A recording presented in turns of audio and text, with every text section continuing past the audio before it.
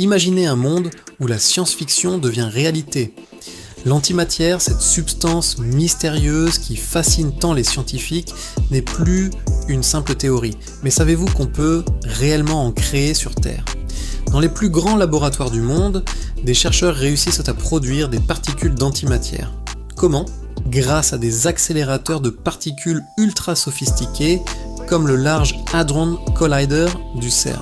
Ces machines extraordinaires peuvent créer des collisions tellement puissantes qu'elles donnent naissance à des antiparticules. Mais attention, ne rêvez pas trop vite d'un vaisseau spatial propulsé à l'antimatière. La quantité produite est infime. Il faudrait des millions d'années pour créer un seul gramme et la conserver. Un véritable défi, car elle s'annihile instantanément au contact de la matière ordinaire. Cette technologie révolutionnaire ouvre pourtant des perspectives fascinantes, notamment en médecine pour l'imagerie médicale de précision. À travers des collisions de particules à des énergies phénoménales, les scientifiques réussissent l'impossible, fabriquer de l'antimatière. Mais attention, c'est un processus incroyablement délicat.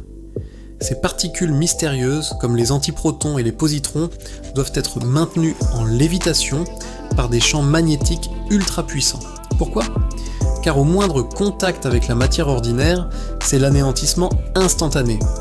La production reste minuscule, à peine quelques nanogrammes par an.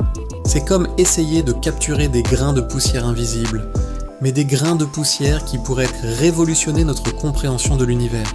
Chaque expérience est un véritable défi technologique, nécessitant une précision absolue.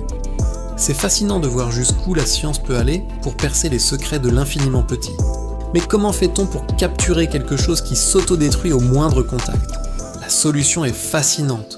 On utilise des champs magnétiques ultra précis pour la faire léviter dans le vide. C'est comme jongler avec l'invisible. Cette technologie n'est pas que de la science-fiction. Dans nos hôpitaux, les médecins utilisent déjà des positrons, une forme d'antimatière, pour réaliser des images détaillées de notre corps grâce au PET scan. Et ce n'est que le début.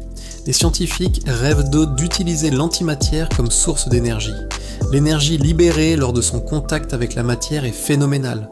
Même si aujourd'hui, nous sommes encore loin de construire une centrale à antimatière, qui sait ce que nous réserve l'avenir ?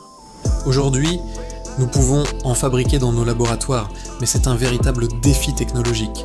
Il faut des installations gigantesques et une précision extrême, car l'antimatière disparaît instantanément au contact de la matière ordinaire.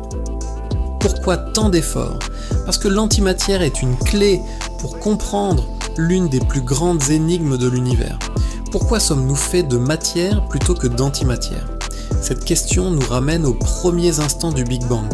Chaque particule d'antimatière créée en laboratoire nous rapproche un peu plus de la réponse. C'est comme assembler un puzzle cosmique, pièce par pièce, pour révéler les secrets de notre existence. Si cette plongée dans l'invisible vous a fasciné, n'oubliez pas de vous abonner pour plus de découvertes scientifiques extraordinaires. À bientôt pour de nouvelles aventures aux frontières de la science et de la science.